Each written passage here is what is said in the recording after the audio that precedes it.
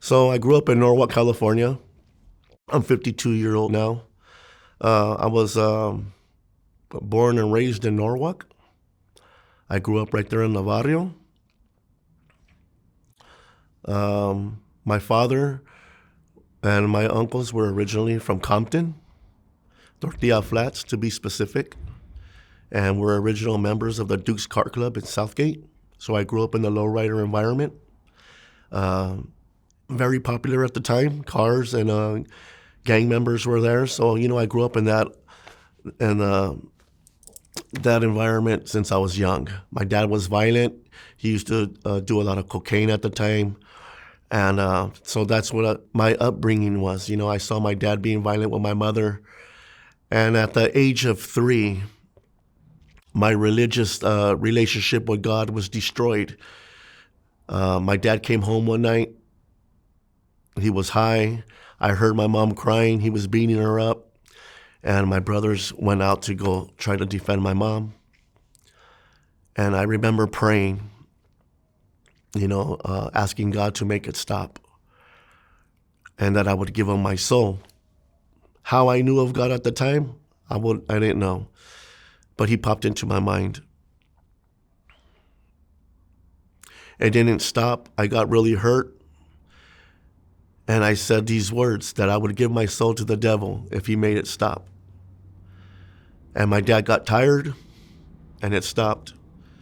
Those words haunted me for 32 years. I always felt that I could not be redeemed. I always felt that God didn't love me. And it led to a whole lot of dysfunction in my life and a lot of wrong and bad decisions. Everything that happened in my life from young to the day I caught my life crime, I always felt that God was behind it. And it was because of those words. I loved my father. And even though I've always told myself I wouldn't be like him, I guess there was always a part of me inside that wanted to be like him because I idolized him. He was bigger than life. My dad was something else. When he met my mother was the queen of Norwalk. They had the first Halloween parade. So let me give you a little story. My grandmother's brother was one of the first mayors of Norwalk. They have a school named after him and a parade. They were very involved in the community. They still are to this day. And my brother and I were kind of like the black sheep of the family. My brother was gang related. He went to prison when I was about, I would say, 8 years old for a gang related shooting. The Barrio Carmelas has shot my cousin, and my brother went back and retaliated. Got 15 years for it. Went to YA. So I lost the father figure that I had in my life at that time, which was my brother. And I always told myself, I would never get involved in gangs. I didn't want to be in that lifestyle. But somehow, some way, things just seem to gravitate naturally. Losing my brother at that age, I loved him and resented him at the same time because it was like you left us to retaliate for my cousin. So I kind of looked at it like you left us for the gang. But it was much more deeper than that, because my family and a part of me idolized them. Like, man, they messed it with the family and you had no business. So my first gang was the Hernandez family. And my first code of honor was blood's always thicker than water. And my brother lived up to that, and I loved him for it.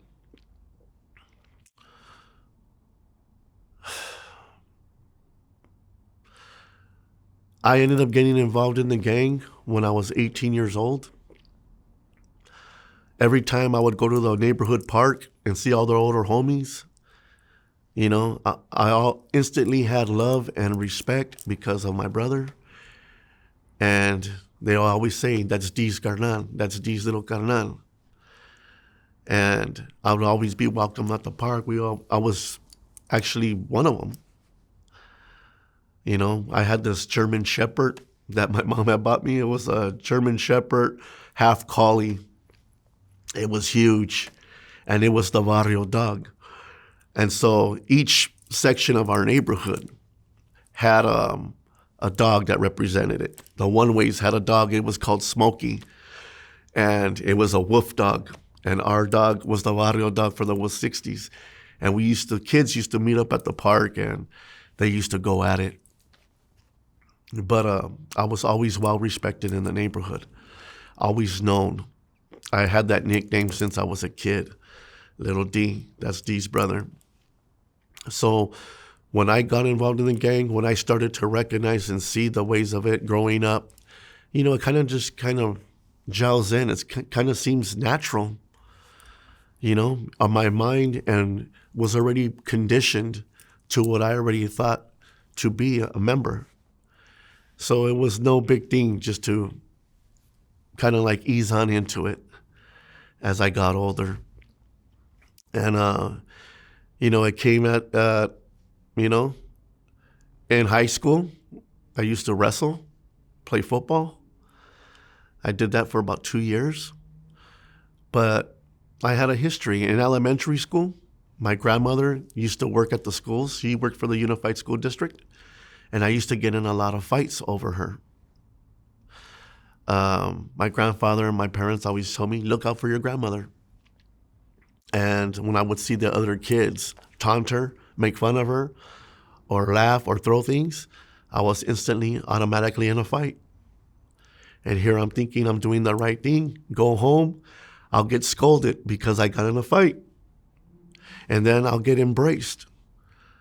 Good, mijo, you did the right thing. Mixed messages. But that history, I got in a fight in high school. I lost a potential scholarship in wrestling. I got kicked out and went to El Camino Continuation School, where all the homies used to kick it out and stuff. And right away, I knew everybody. And it was like, all right, cool. And that's who I ran with. I ran with the homies from the walk, and that's what was up, and I started representing that. Soon after, I started working at Disneyland, me and my high school sweetheart at the time. And we wanted to get married, buy a home. I was kind of thinking of that at a young age because I wanted to kind of alleviate myself from gang involvement. And I remember I was going to work one day, and she pulled up, and I seen some hickeys on her, and I snapped. And I remember that she got in her car and she left. And I jumped in my mom's car, and I chased her down on the freeway at a high-speed chase. She goes into the security parking lot at Disneyland at the time when we both worked there, and I had the security pass. And I went in, I drug her out of her mom's car, I threw her into my car. We drove out, and I was beating her up all the way home. I was so hurt. And didn't realize that I actually had kidnapped her. Brought her all the way to my home, and I was getting out of my car. I was going to drag her out when my mom came and socked me. Bam. Snapped me out of my mind state.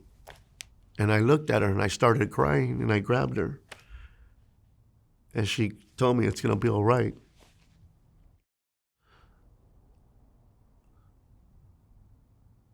That day, something changed in me inside. Because she cheated with a gang member. And I thought to myself, if that's what you want, that's what's up. And that's the day I started repping Norwalk full-fledged. I remember my first drive-by shooting. We were in the one-ways, kicking back, and I was actually going to get jumped into the one-ways, and my old friends from elementary school rolled up, and there was only like 10 of them, and they were called the barrio characters. They were small, but they put in work. And that's what I wanted to do. They were my friends, and I instantly gelled with them. And I jumped in the car with one of them, and let's go down.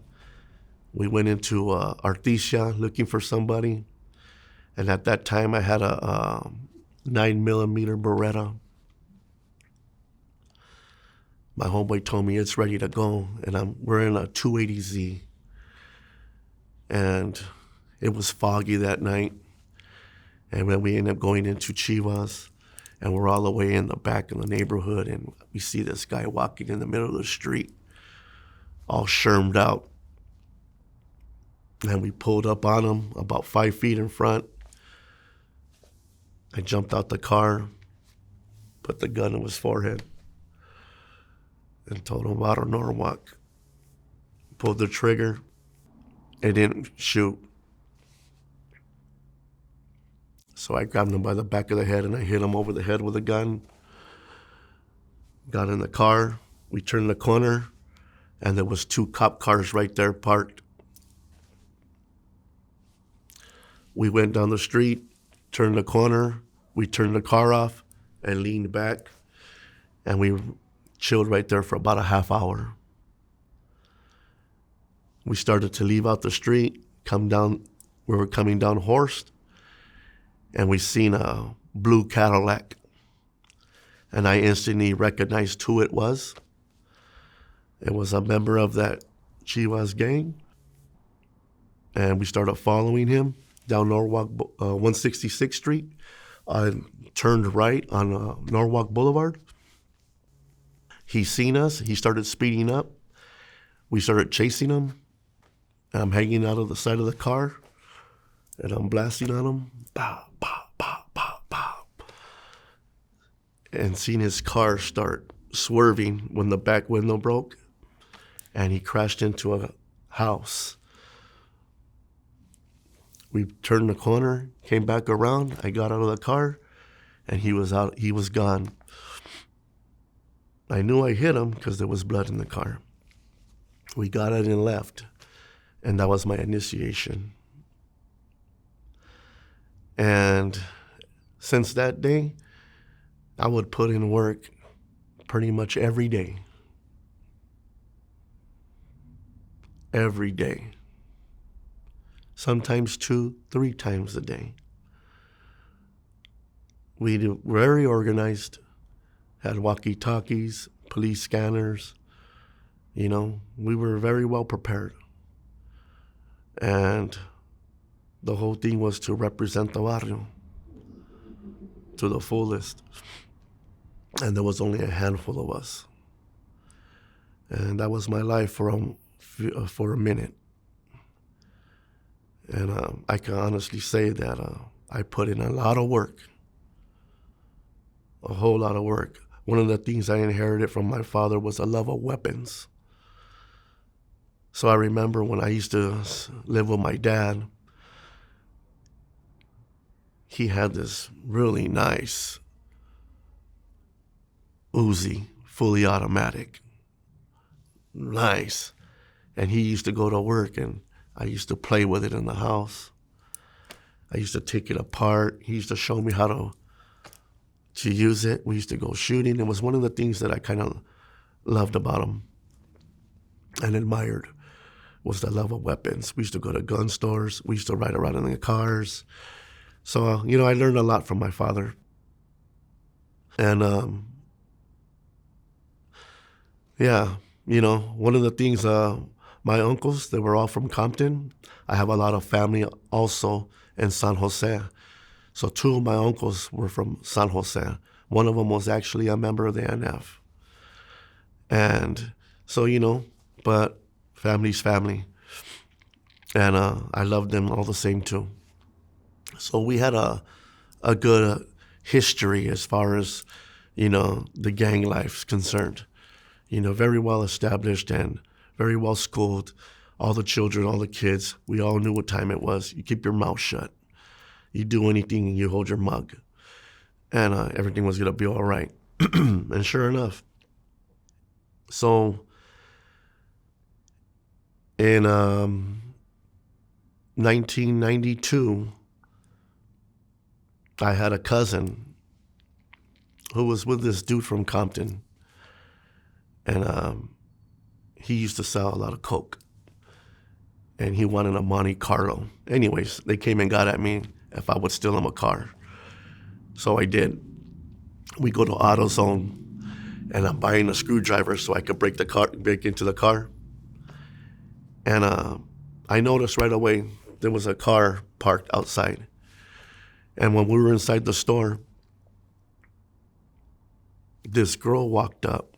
I seen her talking to my cousin, and I recognized her from high school.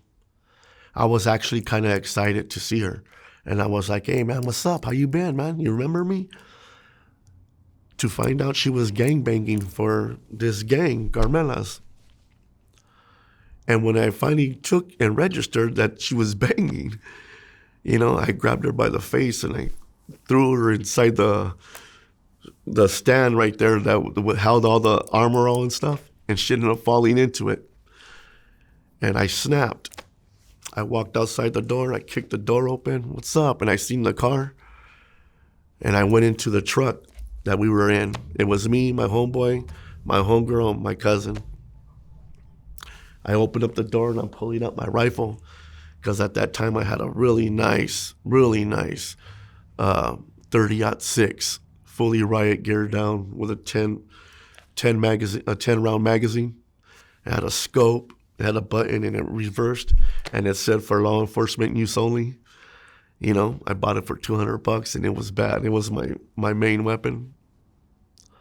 And I pulled it out, and a cop started to pull into the 7-Eleven, so I put it back in, jumped in the back of the truck, and I told my cousin, hey, get going and drive normal. So we start going. We're going down Pioneer Boulevard towards Alondra in Norwalk. And this car started coming behind us. And I started to see somebody reaching out the car. So I reached back in, pulled out the rifle, and my homeboy was holding my legs. And I extended the bar and I lit up the car. Boom, boom, boom. And to actually see the damage that this gun was doing, it was actually, every time it hit, it was like sparks coming off the car, turn the engine off of the car and stuff, and I ended up getting arrested for that later on. And I ended up beating the case, and I got out, and shortly after, about maybe 3 months later, I ended up picking up my life crime. On Super Bowl Sunday of 1993, I was involved in a murder, gang-related murder off of 166 and Norwalk Boulevard. I had 4 victims. 1 died.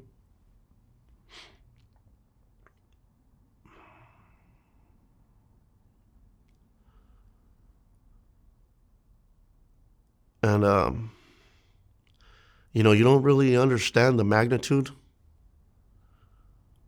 of your actions until you're faced to have to deal with it. And the gravity of the ripple effect and the impact it has not only on my family, on myself, on the victim's family. You don't understand all that. And it weighs much more deeper than just a street and a name.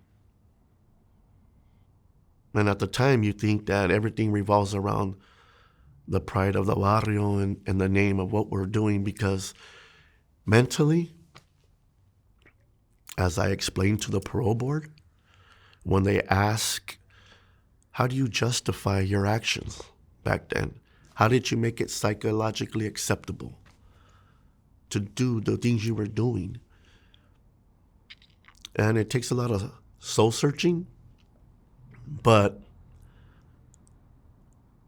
to me, it was normal. You know, when you're part of a gang, there's rules, unwritten rules. If you're a rival and you're in my area and I have a gun, I'm blasting. If I don't have a gun and there's a bottle, I'm grabbing it and throwing it. If I have a knife, I'm whipping it out and I'm stabbing. If you have a bat, you're going to crack. Instantly, it's reaction, normal reactions. These things have been ingrained in me since I was a kid. So I normalized that. To me, it was normal. But after 25 years of incarceration, I came to learn that it was not normal. That I was a menace to society, and my decisions ended up landing me in prison with a 30 to life sentence. I got caught.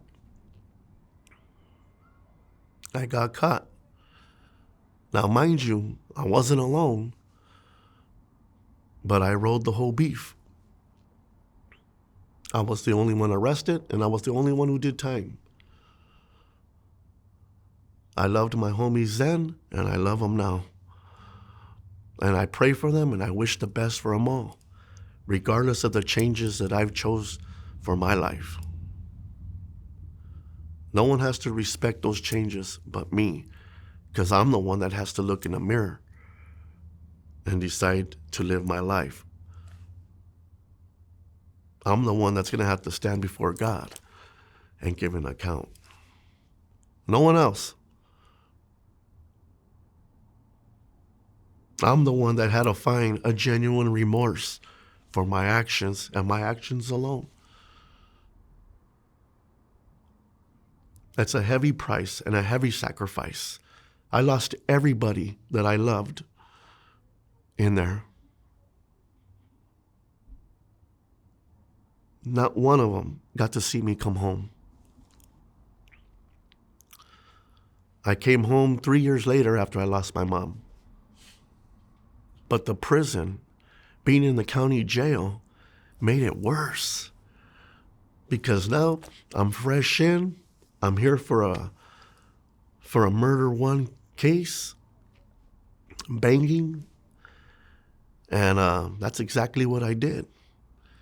In my mind, this is my life now, and I want to excel. I'm going to accept it wholeheartedly, and I'm going to be all I can be to the fullest. I did 25 years. 25 years I did, straight. And I remember in the county jail, fighting the case, I ended up going to Lancaster. And there was some homies there. We went in Lancaster, they have a walkway that goes to the child areas or the work areas. And it's fenced like a cage, and you walk through it. And it was like one of the first riots I was in. So we're walking down this hallway we wanted to get an extra meal. And we're going with a lower facility. Well, in that lower facility, there was a Mexican dude running with the blacks. He was a Crip. And so we're in the chow hall, and one of the homies is right there mad dogging this guy. So we're coming out of the chow hall, and we start busting a right down this fence area. We're fenced in, mind you. And here comes this big old mobbing of black people, who riding, and the Mexican guy right in the middle of them. And they were coming towards us. What's up? What's up? And I remember that the older homie that was right there would just look, and I seen him kind of like scared, kind of like froze up as they were coming. And I remember just looking at him, and I thought, man, and I yelled out, I walked by him, and I yelled out, South Side. And I cracked that black dude, man.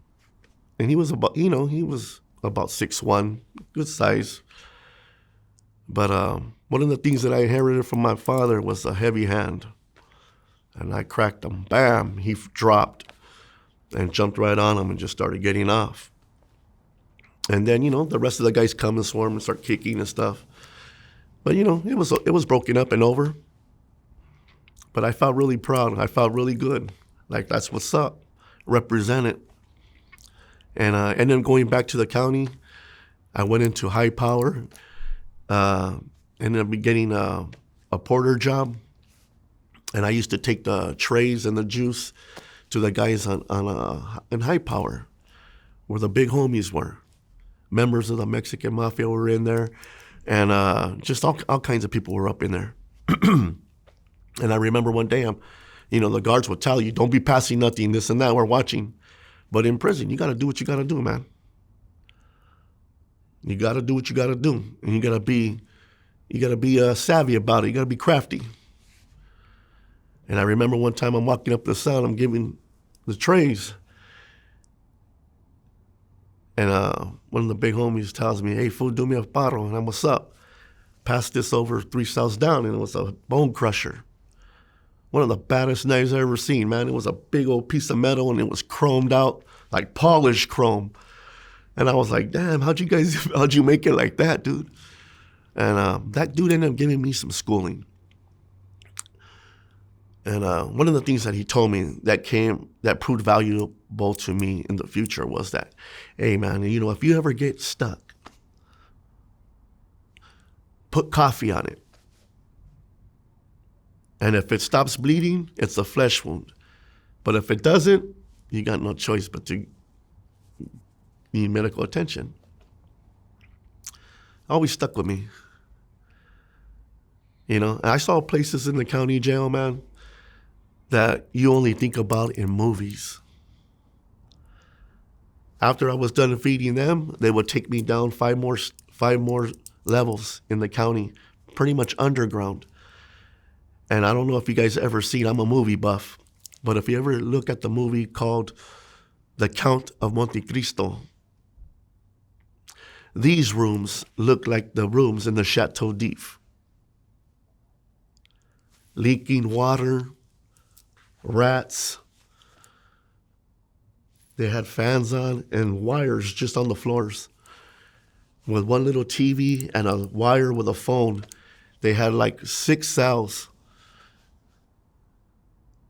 And I was surprised when I went down there to pass out the food that one of the dudes from a barrio neighborhood in Norwalk was in the cell that I knew and met at my uncle's house. And I was like, man, what's up? And started getting schooling. So, just being in there, I would actually say that the county jail was way worse than any prison I've been in. If you could survive the LA County Jail, you'll make it anywhere. Anywhere.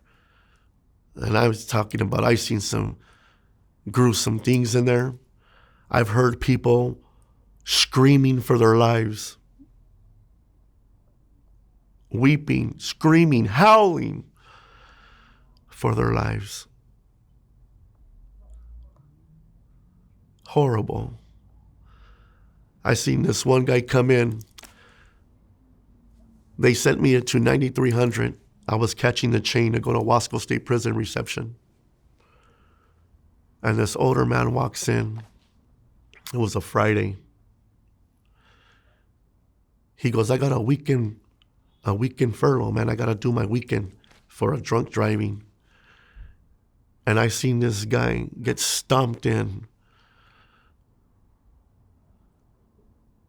Stomped. Screaming and hollering for his life. The worst 3 days for this guy. The homies had him in a corner, washing clothes. You know? They were just taking advantage of this guy. When they got bored, they would stomp him out. It's treacherous in the county jail. I remember when I got sentenced, when I was convicted of my crime, when they told me, we find Mr. Hernandez guilty. Right when we went into the cage, there was 3 of us that all got found guilty the same time.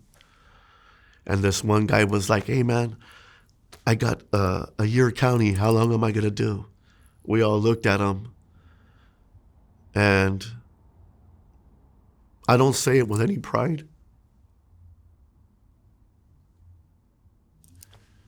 At all. But we served that guy so bad. Like we took out all our aggression and frustration. We just lost our lives. That we knew it. And I remember we were just stomping them. And they have these concrete benches.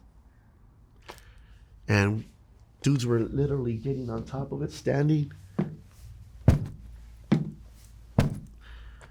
And one of the homies had a steel-toe boot, and he was like on all fours trying to get up. And just kicked him. Bang! And seeing his face, his skin, from one side of the ear, just tear right open. Blood just squirted everywhere. And just, you saw literally skeleton jaw. Just hanging and flapping. And we were like, what? That we stopped the assault. We put him in the corner. We all washed up, started cleaning, getting rid of the evidence, flushing. Cops came in. They were like, what the hell? Came and got him and took him out. Never know what happened to that man, but to this day, I pray for that man. Hoping one day, I'll find forgiveness for that. But it was the worst stomping I saw. One of them. Ended up going to Wasco State Prison and to learn that everything's different. Prison is very well structured and organized with rules. And you run it as a group. In the county, it's kind of like your barrios are right there. It's organized, but it's loose.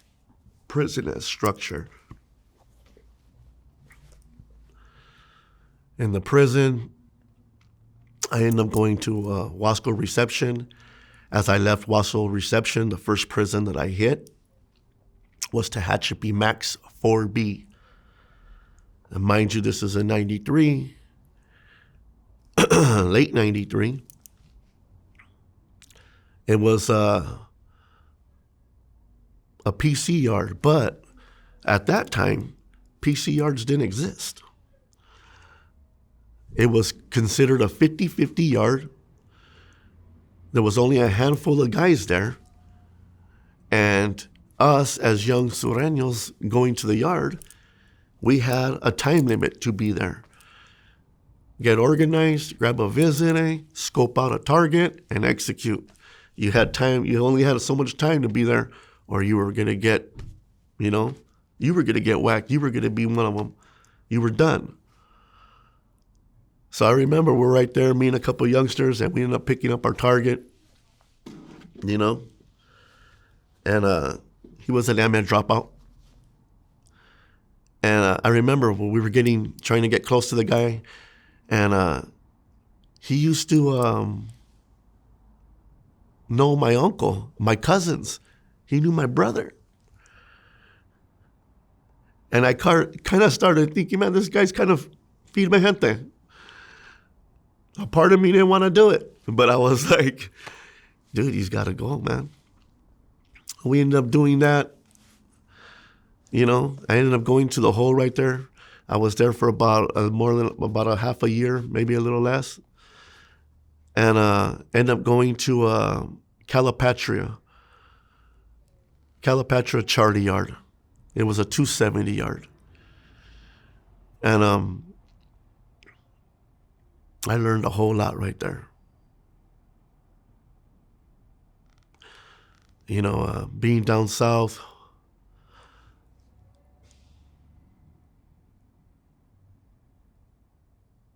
you're lucky if you roll into the prison, because most of the time you're just going to get told what's cracking. First off, you got to show your paperwork, your 128G. And it's going to tell them what you're there for, what you've been arrested for, and all that. You got any sex offenses or anything like that, dude? You're done. Like ASAP, with a quickness. And I was actually proud to be rolling up and showing my paperwork, man. Murder 1, 3 attempts, and every other little pegada and things that I was doing was on it. So pretty much that 128G is a resume to people out here. The more damage you do, the more work you put, the more you excel. That's how I saw it. So I was always quick to be involved, to learn what I could. I was fortunate to have a good older homeboy there. I won't mention his name. I got tons of love and mad respect for this man, because, he took the time to lace me up.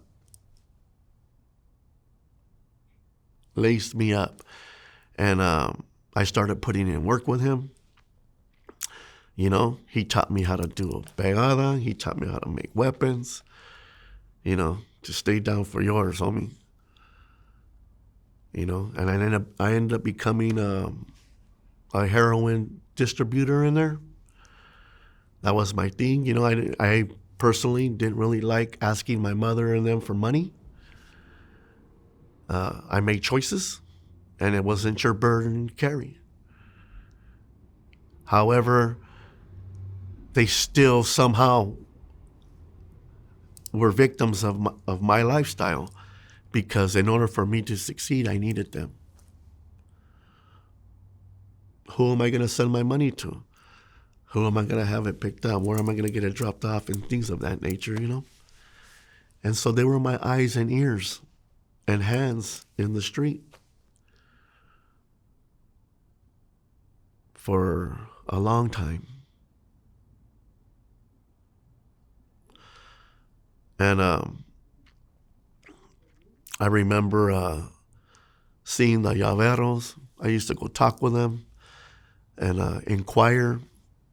And they laced you up. Every prison yard's ran by a member of the mafia.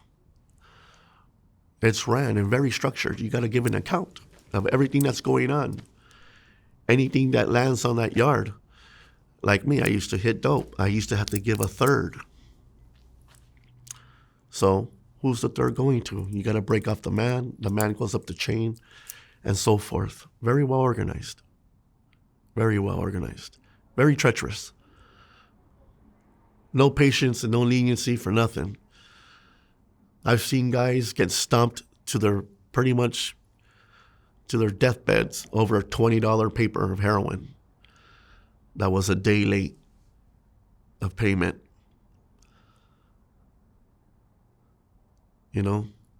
No mercy, because mom had to pay a bill the day before and just couldn't send it out that day. This guy's ruined. So, if you want to get involved in the gang, or you want to get involved in distributing, making money, you got to be on par. You got to be on time. You don't want to put yourself in situations like that.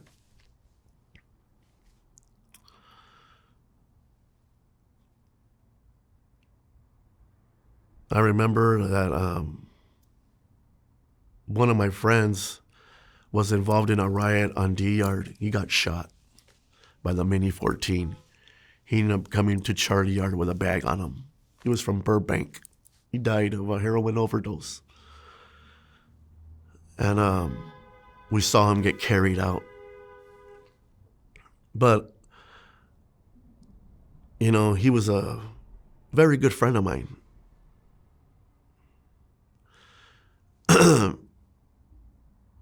And I ended up going from that yard after he passed away.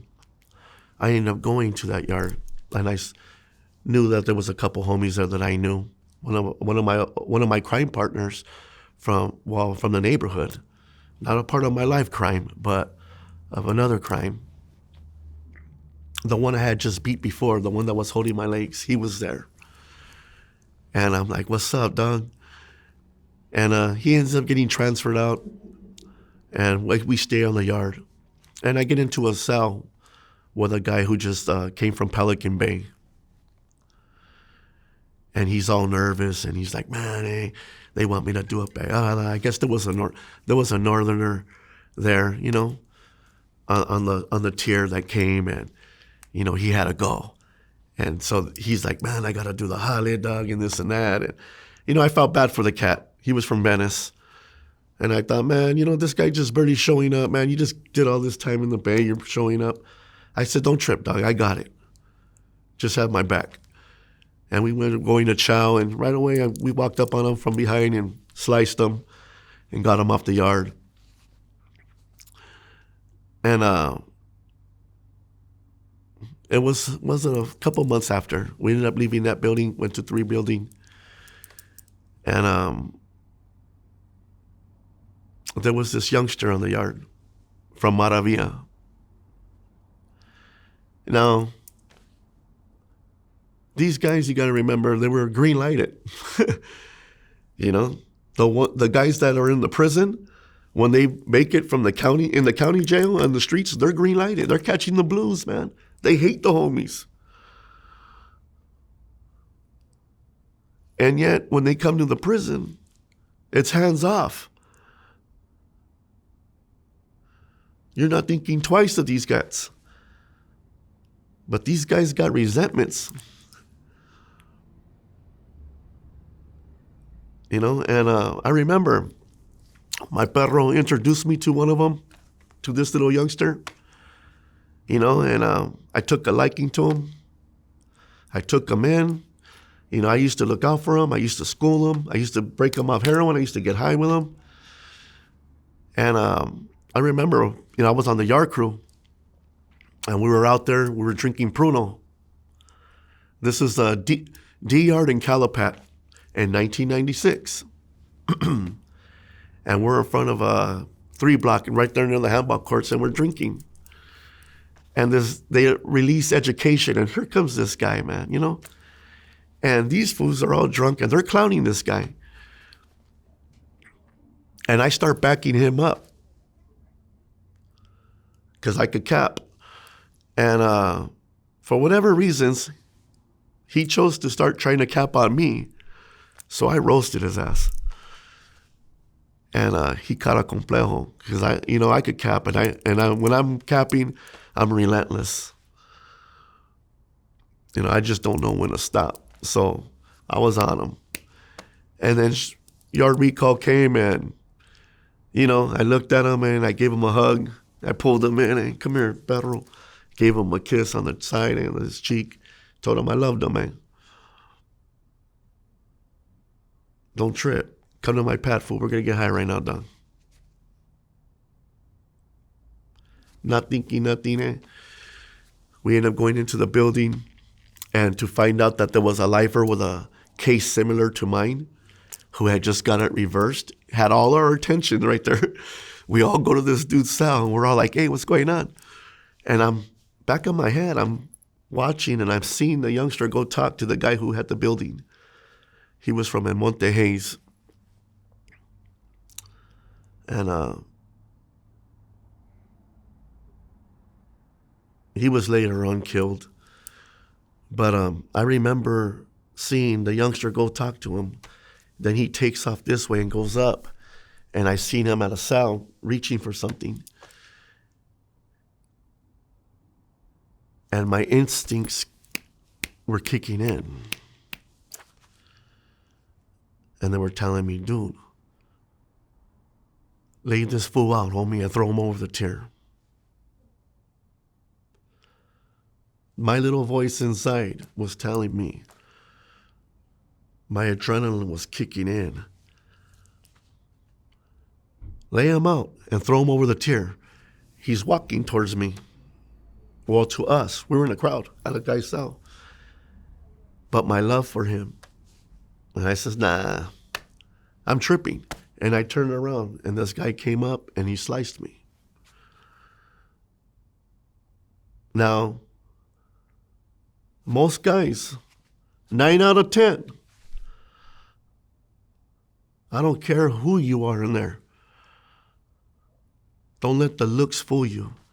I don't care if you got 56 pants saying you got that whip and that look with that bandana and you got the torica and all that. That don't mean crap. You could have all that, but you lack heart, homie.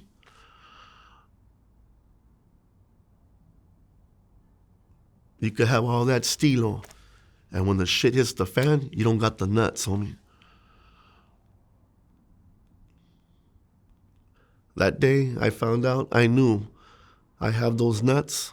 I got that heart on me, and I'm with the sickness. I'd rather die than go out like that. And I walked to my cell, and I took charge that day. I'll tell you, that day I never felt more alone in my life. When they say you experience a loneliness, that it's you against the world. You ever heard that terminology? It was me against the world. I knew he went out to the yard. I knew they were politicking. I told my Sally, hey man, go out there and tell the homies what happened, eh? And things got twisted. But right here, I'm in my cell. And I'm going to tell you, all my klecha, all my schooling since I was a kid flashed in my mind like a deck of cards. Reinforced. One of the things that came true was that big homie who told me, you ever get wounded, eh? Put coffee on it, carnal. You'll know. That's exactly what I did. I went in my cell. I grabbed my jar of coffee and put water on my towel, put the coffee on it, and I scrubbed it inside. Bang. And it stopped bleeding. I knew it was a flesh wound. And right there, I opened up my TV. I pulled out my little knife. I remember the homie from El Monte Hayes who had the building. Hey, dog, I'm Spencer, fool. And I told him, shut the fuck up. Get out of my door, homie. As a matter of fact, go bring me some carga. And he did. And I got high. My Sally came in, and I sold it with a needle. Put tape over it. I packed all my stuff up that night. I wrote a letter to my mom. Because in my mind, I ain't gonna stop.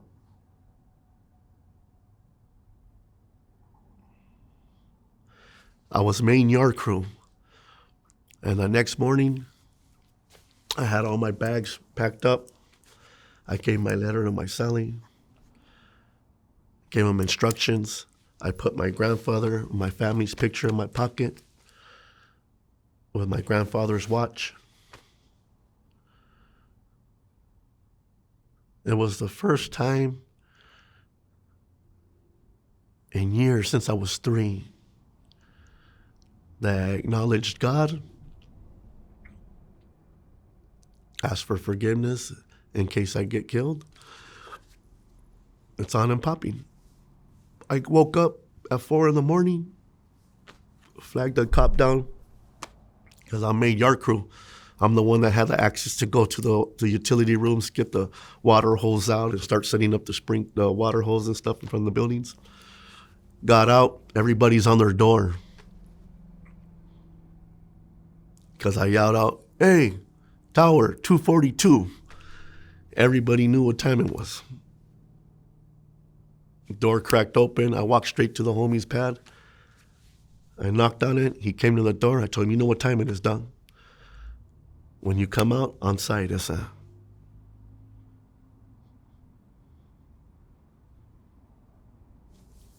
Walked out, got everything ready. Chow came out. He didn't come out. Yard came out. I was right there on my homeboy who schooled me everything. Matter of fact, he was ready. He wanted to go in there and get him for me. And I told him, "Nah, dog, I got it."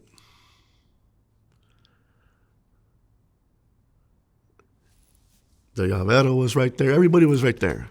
Everybody that needed to be there. The little mesa. Yard came out, eh? Dude didn't come out. Now the llavero wants to send 2 shooters on this guy. Don't trip, dog. We're setting them in there. But I said, "Nah, dude. You tell him he has my palabra.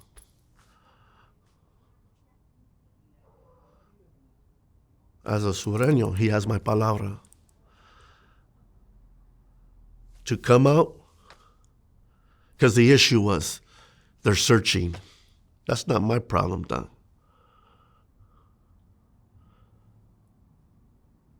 He has my palabra. To come out, go talk to whoever he has to talk to. Do whatever you got to do. And when you're listo, you start coming my way, homie. Anybody could get somebody from behind. You only do that to rapists, dog, child molesters, ratas. You don't do that, to a good Sureño. You don't do that to somebody that's putting in work, a good homie. Again, that's where the maravilla thing comes in, the resentment.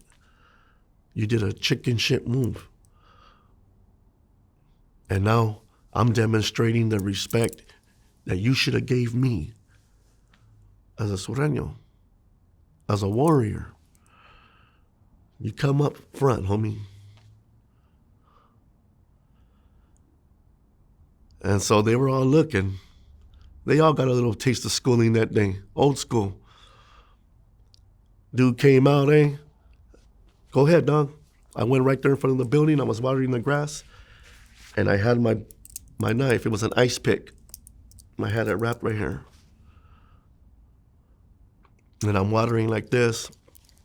And sure enough, he walks around, he goes, talks to the guys right there.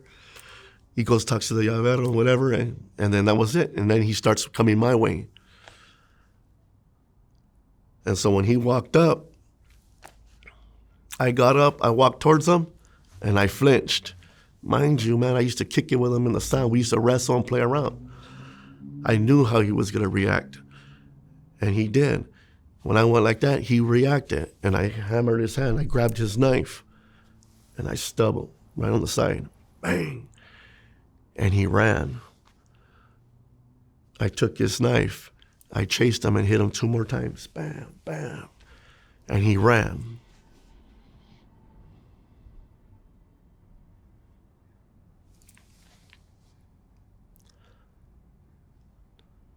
So now I got 2. I walked to the handball court where he was at because he went back and was talking to the llavero. And they're telling him, "Hey, man." They're checking him. And I told him, I walked up right there to him, about where I'm sitting to where you're at. And they're right there across the fence. And I told him, "You guys are my witnesses, dog. I gave you my palabra to come out, handle your business. I'm giving you my palabra now. Take it. Come on, fool. Like a soldado. Take it, homie." And he came, he was going to reach for it, and instead of grabbing it, he tried to tackle on me. And I grabbed him, bam, bam, bam. We fell to the floor, bang, bang, till it broke. He got up and he ran. Mind you, all that action opened this up, but because I had it wrapped pretty good, you could see a little bit of it, but yard inline came, and I told the homies, I got to get inside, dog. And they're like, all right, fool, handle your business. So I ended up getting into the line. The cop saw he was my boss. He was my boss, my yard crew boss. And I was like this. And he looked at me. And he goes, get inside, cabrón. And I went inside. Walked straight up to my cell. When the door opened up, I went inside. The yard went down.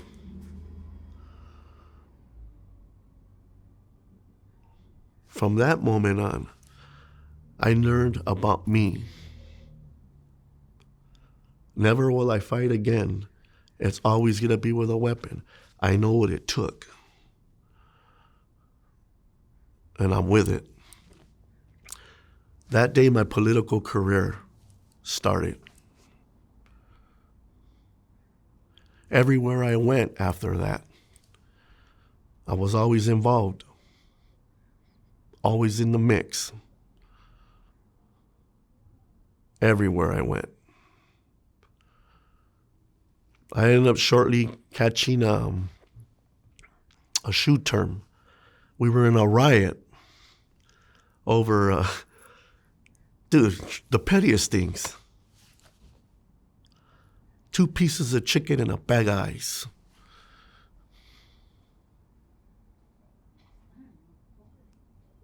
Two pieces of chicken and a bag of ice, dog. A big old melee breaks out in the building. And I end up picking up a battery on staff in the mix of it all. And,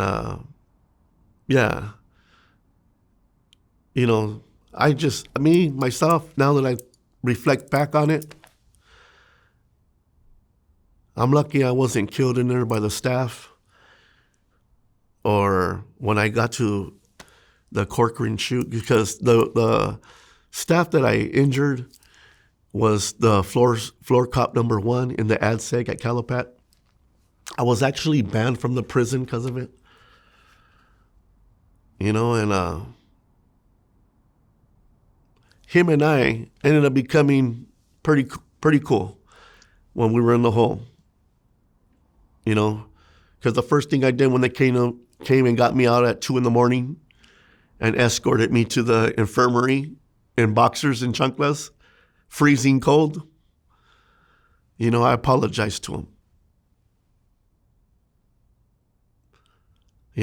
It wasn't intended for you. I'm sorry about that. And I'm going to accept whatever I got coming up. But I hope you accept the apology. It wasn't for you. And he ended up eventually accepting that and was cool with me. And when I ended up getting to Corcoran for battery on staff, in the midst of a melee, they're waiting for you there. They came on the bus, dog. They were on the bus. Who's here for battery on staff? And I'm like, man. And right away, they came and grabbed me and my Sally, pulled us out. We caught a little bit of the blues. And then they went through our C file. And I was surprised that my victim wrote me a chrono. That it was unintentional and whatnot, and that, it was just a basic little thing that it was unintentional, and he had no, it was all good. It saved my ass. Because over there at that time, they were doing the chicken fights when they will open up the cell, you guys would go to yard, and when you go into this holding tank, you strip down. And most of the time, you're taking a razor blade or a knife, either, up the hoop. I used to put my razor blade right here in my nose. So right when I'll come out, and I have it.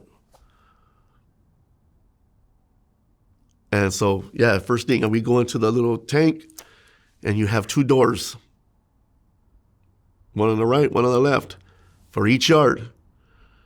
Then you can have blacks and northerners on this yard. Rival gang members, and then you go the Sureño yard here, integrated, or however it is. And most of the time, yeah, they were cracking the wrong door. And you would go out, and you guys would get busy, and, the cop would end up shooting. I was very fortunate to escape that. And I see nothing less than God's hand over me.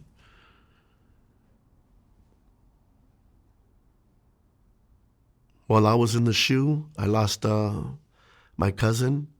She was like my sister. She was killed in an accident. Hurt me very deeply. A few months later after that, I lost my grandfather. That was in 1998.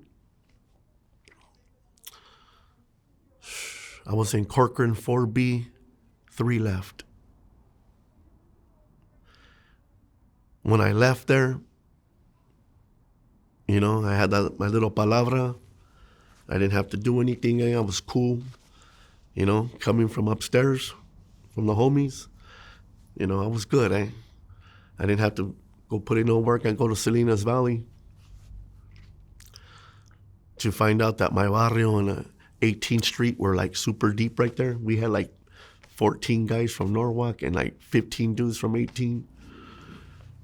And the homie who had the yard at the time was a good friend of mine that I knew when I first started my term. He was running the yard, and he used to hit heroin. At that time, he was slowed down. So, I always had a good heroin connect in my barrio. My homegirl always used to hook me up. And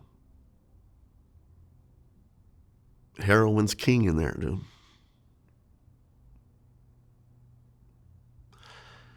Hit the yard, told the homie, don't trip, dog. What's cracking? Let's get it going. Let's get a clavo next week. So right away, I was in. Right away. And we were doing our thing there for a minute. And then unexpected turning events. The whites and the northerners were going at it. So they were on lockdown. I was on the top tier in South 225. 226 is on the other side of the shower.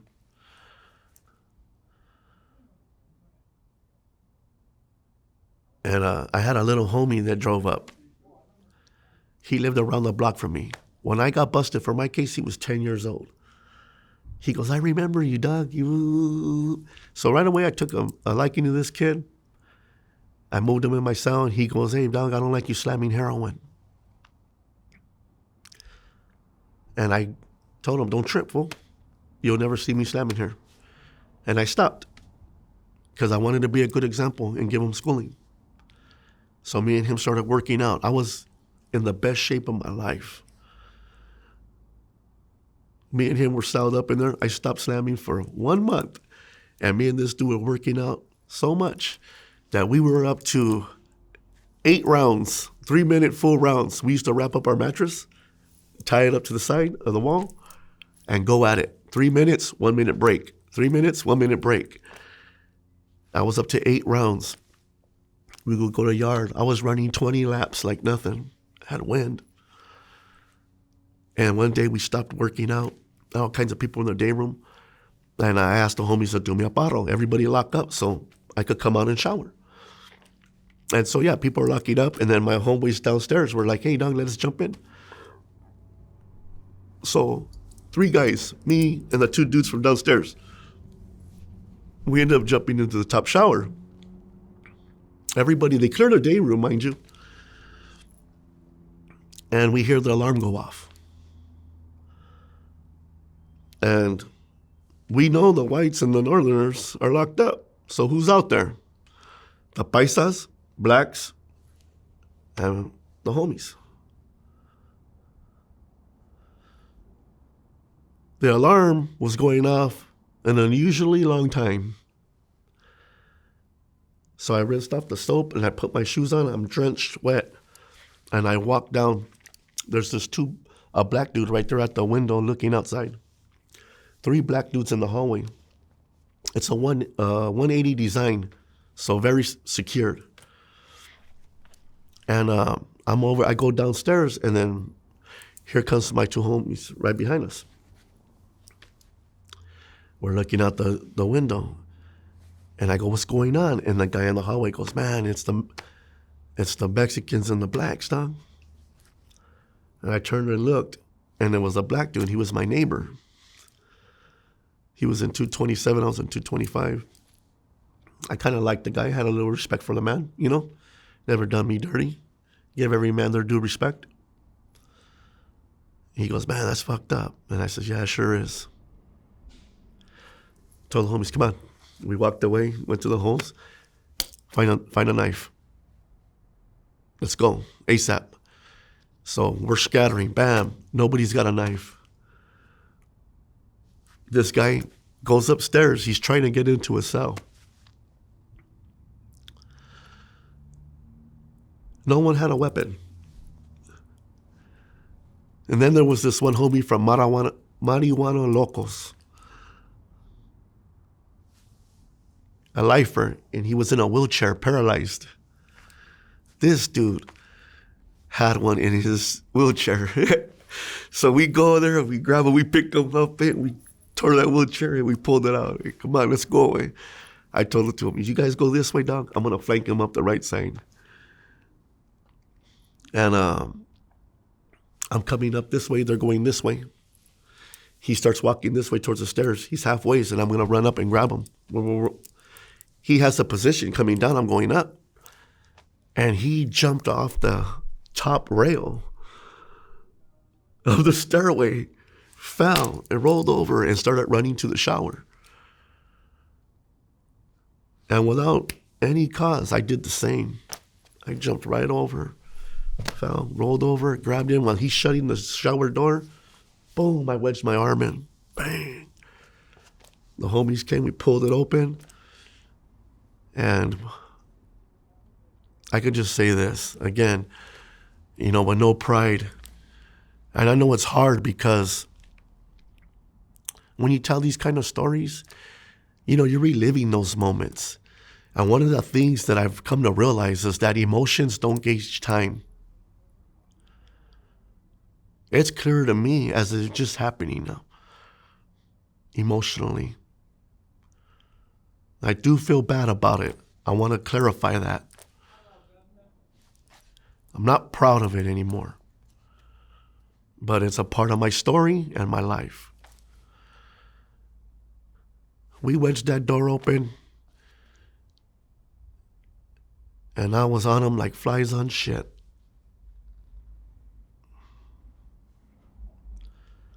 We were in there for almost 10 minutes.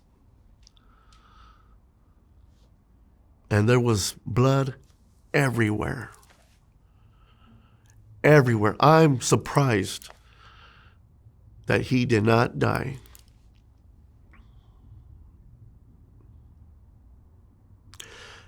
"10 minutes went by before the tower recognized what was going on in the pod. We heard the alarm go off. Now we know. We got time. We took 16 cans of OC pepper spray, and I was hit with a Bertha 4 times before they cracked that thing open and drug us out.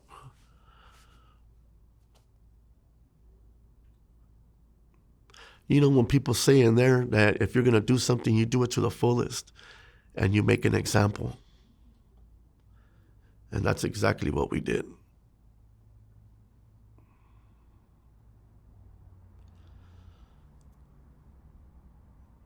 You know, and the homies that you're running with, the big homies that you run with, you represent them too.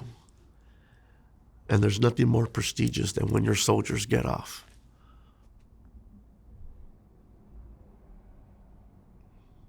I ended up going back to the hole. I ended up getting the hole. I ended up running it. I was back there for a little over a year. I ended up going to Corcoran. They were trying to send me to Pelican Bay, to the SHU.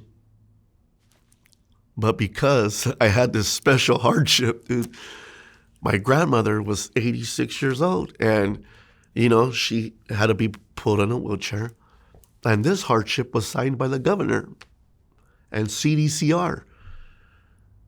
Because I had an older brother that was also in the system, that we were to be held close by, as close as possible to her and to our family, because she came every 2 weeks with the family, no matter where we were at. And that saved me from going to Pelican Bay and then going back to Corcoran, where I later got kicked out of Corcoran. I ended up going to Charlie Yard 180, Corcoran. And then eventually I ended up having that yard for a few years, moving a lot of heroin.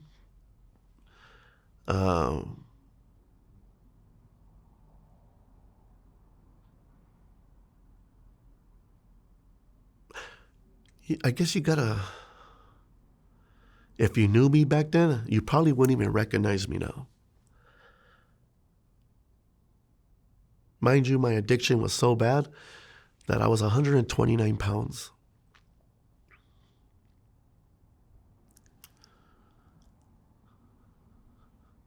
I was peeing blood, turning yellow.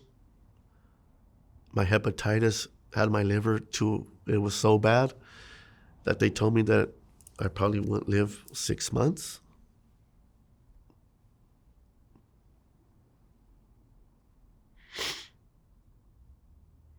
And I remember that I was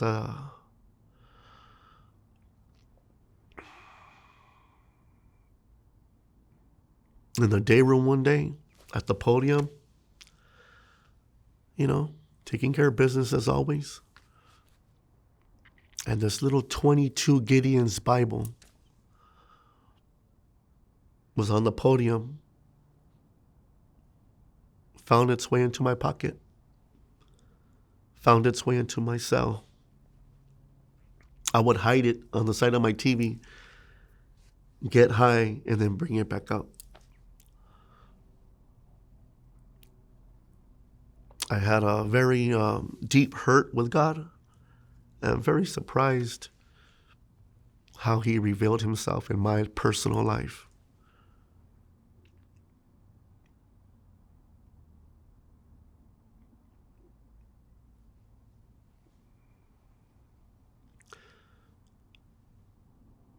And I remember telling him that if you ever loved me, if you ever cared, if you're real, there was no magic prayer, no grand white light, nothing like that. If you're real and you love me, heal me.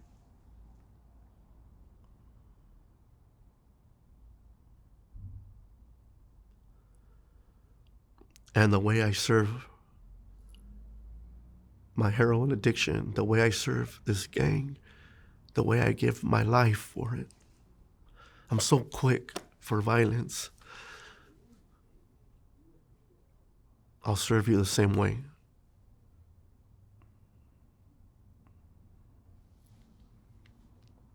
I ended up going to the doctor 2 weeks later,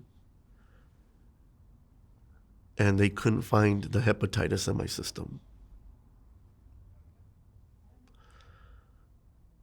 6 months, they told me I had. And now I'm here still, heroin free, healthy, alive, married, successful, I've been able to do in 5 years. I'm out 8 now, but within 5 years, I was able to accomplish what it takes a man a lifetime to do. A career, a home, toys. Because I'm driven, not a quitter. I have a lot of skills and pride and belief in myself that I utilized from that to now. And it got me through prison. From that day, when they told me I was healed, I educated myself. I went to college, started doing courses. And what the education was for me was the key. God gave me my spiritual and eternal freedom. Inside, I was already free inside, but still confined.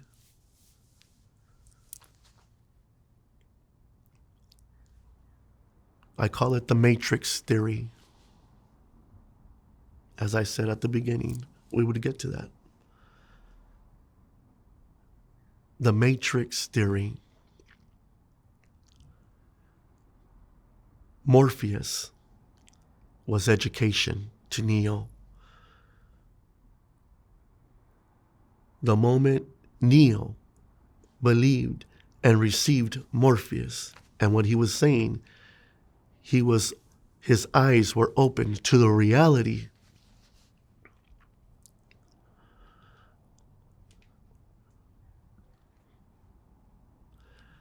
And the same with me. Education showed me that I've been trapped within a false reality, within reality. If that makes any sense. And the more you've learned, the more you discover of yourself inside. I didn't want to be that anymore. I knew who I am in my barrio. I knew who I was behind my nickname, Diablo, the arch enemy of God. And I don't go by that. I haven't allowed anybody to call me that name in years.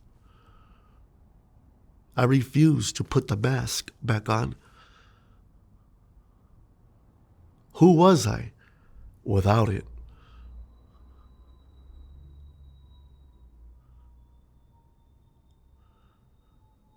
I'm not some mastermind criminal. My desires of my heart are not naturally to want to hurt and kill people.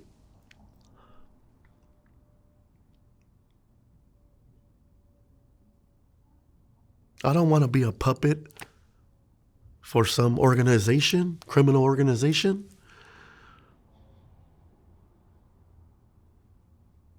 I'm Robert Hernandez.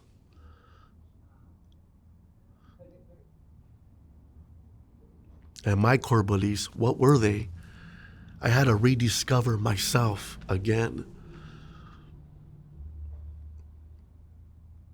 I have this WWE championship bout. The gold one, the World Heavyweight Championship. I should have brought it. But it represents freedom to me. Because now that I'm out here and I see life the way it is, prison will never be out of me.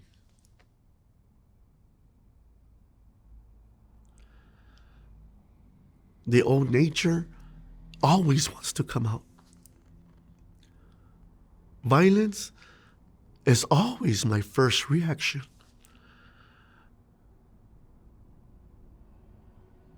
My education never forgets the Matrix.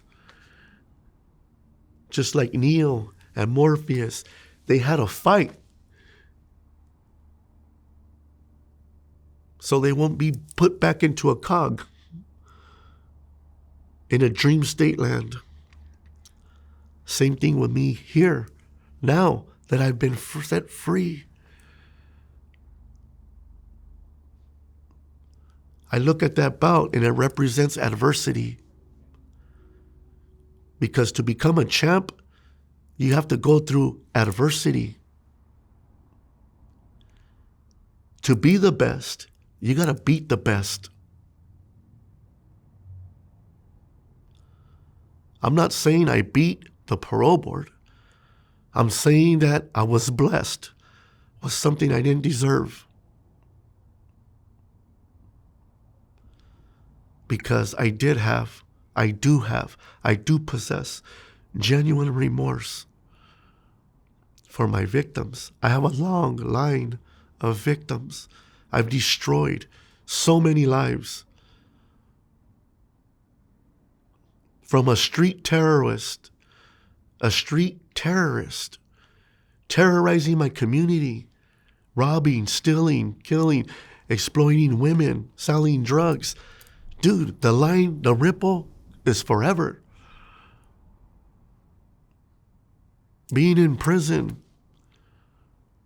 running with the big homies and the mob.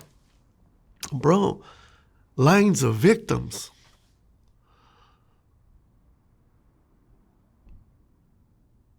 For greed and power, prestige and money.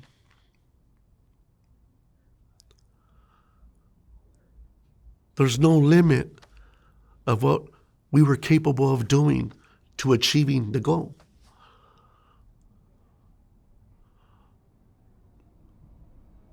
Now, mind you, I was never a member and probably a small tool or instrument in the whole grand scheme of the engine and how it runs. But nonetheless, each part and component has a purpose.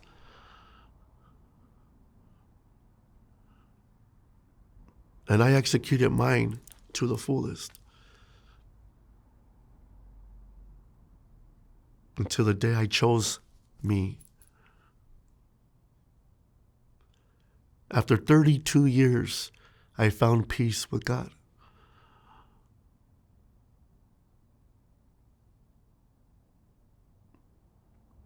I remember when the parole board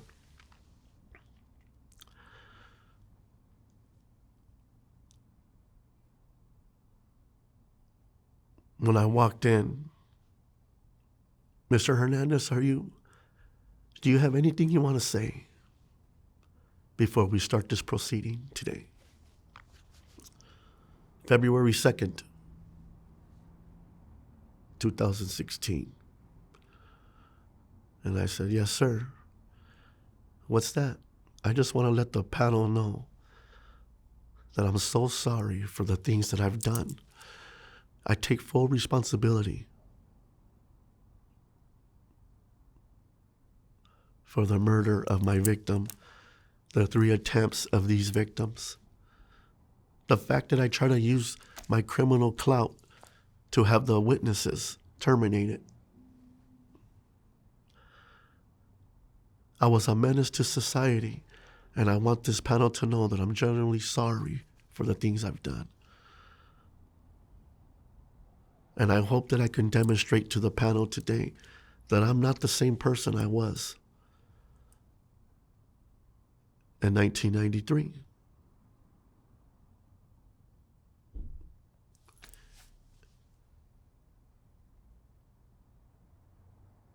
I was either the first or one of the first to go to the board with a first-degree murder, 3 attempts, mob ties, 115s of the yin yang,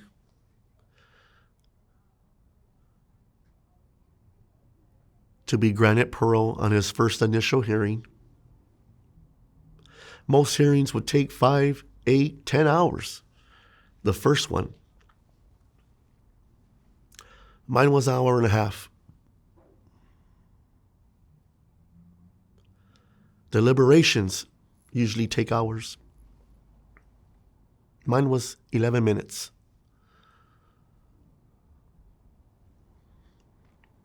I was assigned a parole agent 30 days after my hearing, which is pretty much unheard of. But when I got out, it was crazy. I go and meet my parole agent, and when I saw her, I instantly recognized her. She was my floor staff in 1994 when I hit Calipatria State Prison.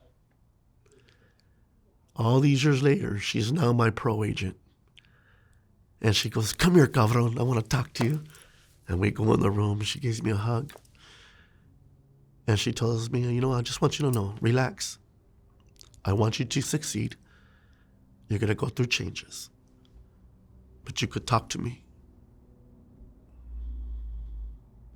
She instantly broke that cop inmate thing. Like, how inmates, you can't trust them. Nah, she broke that. And she tells me, "I was so curious on who the hell you were, dude." She goes, "Come here, let me show you." Goes to my file. She goes, "You notice how you were assigned a parole agent back here?" She goes, "Yeah." She goes, "That's unheard of, dude. The governor signed off on you way over here.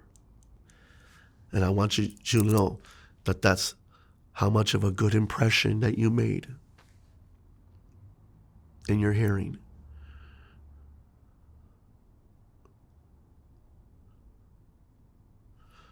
As a movie buff, I went in with this mentality.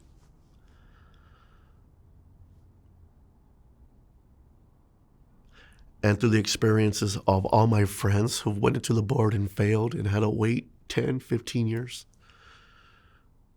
5-year denial, comeback, lack of insight, lack of remorse, lack of insight, all that stuff.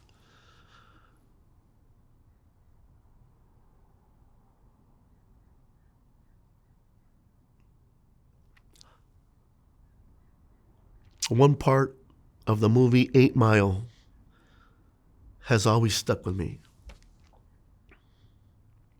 And it was at the last rap scene when the champion Papa Doc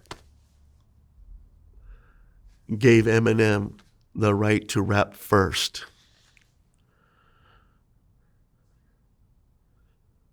And he used the opportunity to cap on himself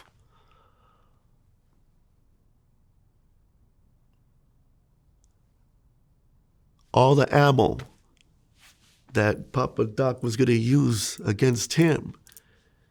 He rapped about, acknowledged and received it, told everybody, "And now what do you have to say?" And left him there with a mic standing. And with that mentality, I went in. You don't have to tell me the monster that I am. Let me demonstrate and acknowledge that I am well aware of that monster and confess to all my gory details.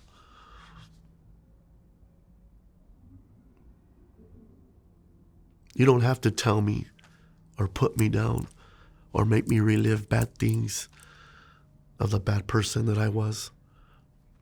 I acknowledge it freely. And I found mercy and a second chance at life. So every day I wake up and I have my championship bout in a cabinet with lights on it, with my Ensantos mask and my little things right there. But I look at the bout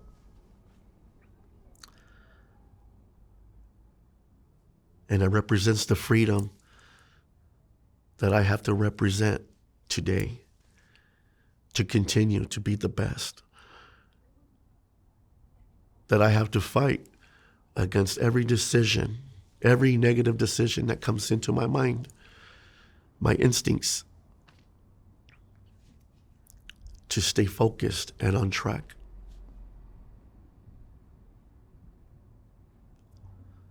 And I'm going to leave you with this. Rocky Balboa in the first movie, he had one goal, and that was to go the distance with Apollo Creed. No one's ever went the distance with him. And that movie shows adversity, him overcoming poverty, a lack of education, no hope, a broken man with an opportunity. And his goal wasn't to win. It was to do what no one else could do, to go the distance.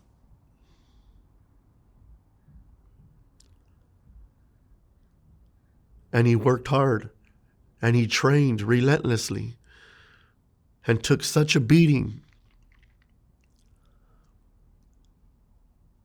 But he achieved that goal. He went the distance.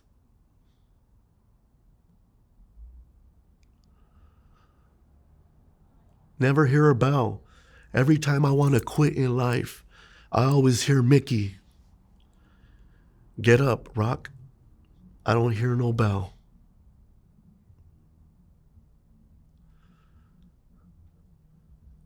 And then one of my favorite lines, Apollo Creed said, be a thinker, don't be a stinker. Until the next time. Thank you, Rob.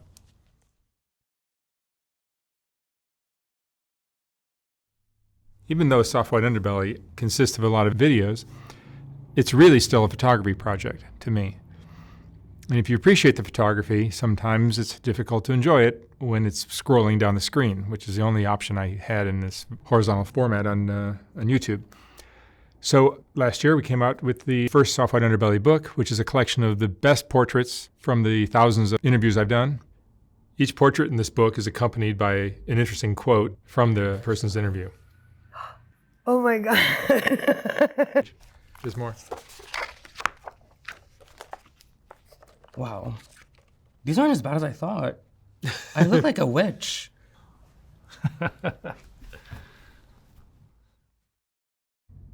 I will not be reprinting this book when it sells out. So once it's gone for good.